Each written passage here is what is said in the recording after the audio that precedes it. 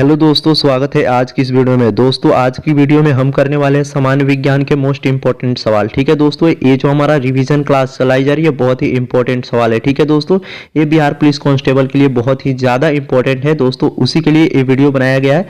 तो दोस्तों आपका यानी कि सामान्य विज्ञान यानी कि जनरल साइंस के जितने भी आपके सवाल यानी कि जो आपके जितने भी सवाल आने वाले हैं एग्जाम में उससे आप लोग को कवर कराया जाएगा। ठीक है, जितने भी सिलेबस के अनुसार है वो कवर कराएंगे। ठीक है दोस्तों, ये लक्ष्य बैच है यानी कि 14 मार्च से 21 मार्च तक। ठीक है, तो चलिए हम क्वेश्चन को शुरू करते हैं।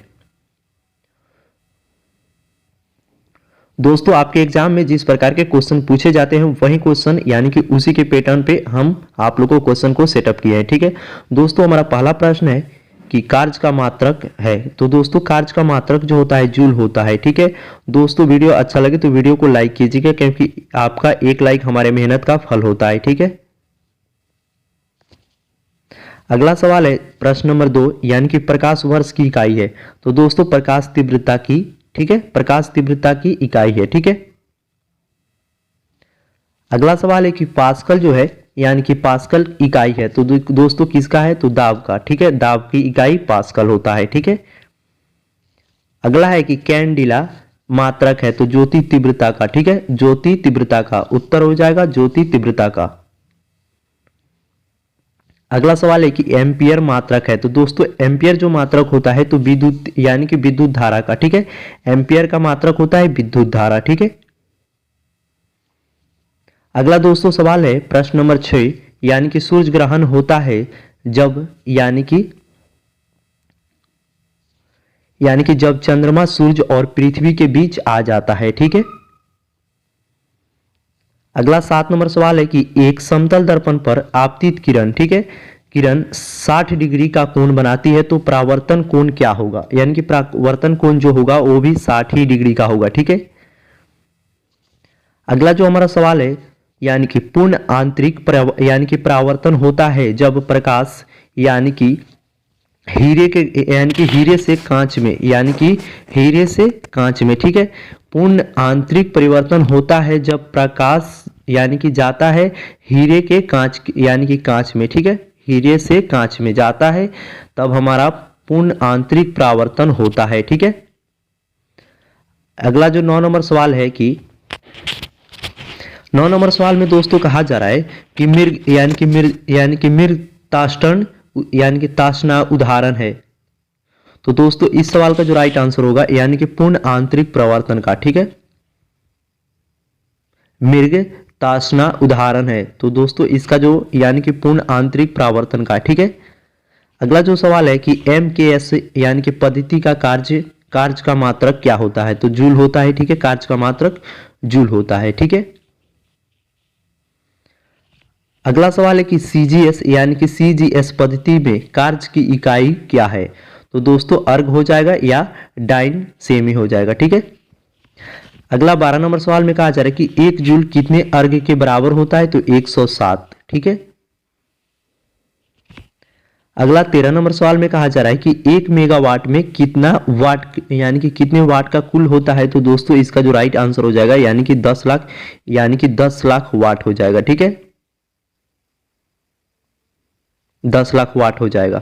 अगला सवाल है कि एक असौ शक्ति यानी कि एक असौ शक्ति कितने वाट के बराबर होती है? तो दोस्तों 746 वाट के। ठीक है, अगला 15 नंबर सवाल में कहा जा रहा है कि जब विस्थापन यानी कि जब विस्थापन बल की दिशा में होता है तो कार्य कितना होगा? तो दोस्तों अधिकतम होगा। ठीक है, अगला 16 नंबर सवाल में कहा जा रहा है कि जब विस्थापन बल की लंबवत दिशा में यानी कि लंबवत दिशा में होता है तो कार्य कितना होगा? तो कार्य जो होगा 0 हो जाएगा। ठीक है, अगला 17 नंबर सवाल में कहा जा रहा है कि ऊर्जा को न तो उत्पन्न किया जा सकता है और नहीं नष्ट यानी कि नष्ट। यह नियम किसका है? तो दोस्तों ऊर्जा संरक्षण का नियम है। ठीक है, ऊर्जा संरक्षण का नियम है। अगला सवाल है कि चाबी यानी कि चाबी भरी घड़ी में कौन सी ऊर्जा होती है? तो दोस्तों यानी कि स्थिति ऊर्जा होती है। ठीक है, स्थितिज ऊर्जा होती है। ठीक है, अगला सवाल है कि तनी हुई यानी कि स्प्रिंग में कौन सी ऊर्जा होती है? तो दोस्तों स्थितिज ऊर्जा होती है, स्थितिज ऊर्जा। अगला सवाल है कि डायनेमो का कार्य डायनेमो का क्या कार्य है। तो दोस्तों डायनेमो का जो कार्य है यांत्रिक ऊर्जा को विद्युत ऊर्जा में बदलना। अगला हमारा 21 नंबर सवाल है कि मोमबत्ती में किसका रूपांतरण होता है। तो दोस्तों इस सवाल का जो राइट आंसर होगा रासायनिक ऊर्जा से प्रकाश ऊर्जा में, ठीक है। अगला जो सवाल है कि माइक्रोफोन का कार्य क्या है। माइक्रोफोन का कार्य क्या है। तो दोस्तों ध्वनि ऊर्जा को विद्युत ऊर्जा में बदलना, ठीक है। अगला जो हमारा सवाल है कि लाउड स्पीकर का क्या कार्य है। तो दोस्तों इसका जो कार्य है विद्युत ऊर्जा को ध्वनि ऊर्जा में बदलना, ठीक है।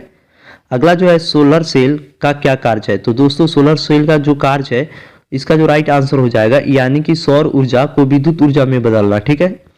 अगला सवाल है कि ट्यूबलाइट जो होता है, ट्यूबलाइट का क्या कार्य है। तो ट्यूबलाइट का जो कार्य है विद्युत ऊर्जा को प्रकाशीय ऊर्जा में बदलता है, ठीक है, ट्यूबलाइट। अगला जो हमारा सवाल है कि यांत्रिक ऊर्जा को ध्वनि ऊर्जा में कौन सा यंत्र बदलता है। तो सितारा, ठीक है।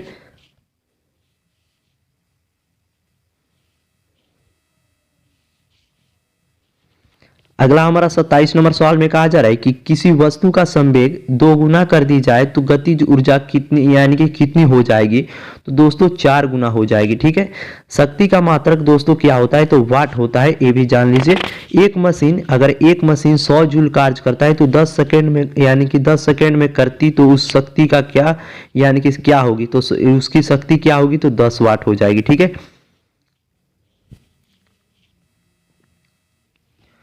दोस्तों अगला सवाल है कि शक्ति का मात्रक वाट किस वैज्ञानिक के नाम के सामान्य में रखा था। किस वैज्ञानिक के नाम के सामान्य में रखा गया है। तो किस वैज्ञानिक के नाम के सामान्य में रखा गया है। तो दोस्तों जेम्स वाट ने, ठीक है, जेम्स वाट। अगला हमारा सवाल है कि दो पिंडों के बीच लगने वाला बल को क्या कहते हैं। तो दोस्तों गुरुत्वाकर्षण बल, ठीक है। अगला सवाल है कि गुरुत्वाकर्षण के नियम का प्रतिपादन किसने किया था। तो न्यूटन ने, ठीक है, न्यूटन। अगला सवाल है कि पृथ्वी तल से नीचे जाने पर जी के मान में क्या प्रभाव पड़ता है। तो दोस्तों जी के मान जो होता है वह घट जाता है, ठीक है।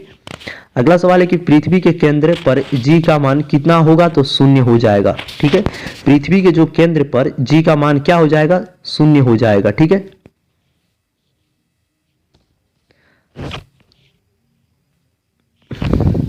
अगला जो हमारा 35 नंबर सवाल है कि जी का मान सबसे अधिक कहां पर होगा। तो दोस्तों ध्रुवीय में, ठीक है, ध्रुवों में होगा, ठीक है, ध्रुवों में, ठीक है। जी का मान सबसे अधिक कहां होगा। तो ध्रुवों में होगा, ध्रुव पर होता है, ठीक है। अगला जो हमारा सवाल है कि जी का मान सबसे कम कहां होगा। तो विषुवत रेखा पर, ठीक है। अगला सवाल है कि पृथ्वी से चंद्रमा पर जाने वाले लोकल के आवर्तकाल पर क्या प्रभाव पड़ेगा पड़ता है। क्या प्रभाव पड़ता है। तो दोस्तों आवर्तकाल बढ़ जाता है, ठीक है, आवर्तकाल क्या होता है, बढ़ जाता है। अगला सवाल है कि पृथ्वी के पलायन वेग का मान कितना होता है। तो दोस्तों 11.2 किलोमीटर प्रति सेकेंड होता है, ठीक है। अगला जो सवाल है कि चंद्रमा पर गुरुत्वीय त्वरण का मान पृथ्वी तल पर गुरुत्वीय त्वरण का कितना होगा। तो दोस्तों 1/6 भाग होगा, ठीक है, 1/6 हो जाएगा, ठीक है। अगला जो हमारा लास्ट प्रश्न है 40 नंबर, दाब का मात्रक क्या होता है। तो पास्कल होता है। तो दोस्तों वीडियो कैसा लगा। वीडियो अच्छा लगा होगा तो वीडियो को लाइक कीजिएगा, क्योंकि आपका एक लाइक हमारे मेहनत का फल होता है। तो वीडियो को भी शेयर कर दीजिएगा। चलिए दोस्तों हम नेक्स्ट वीडियो में मिलते हैं। जय हिंद।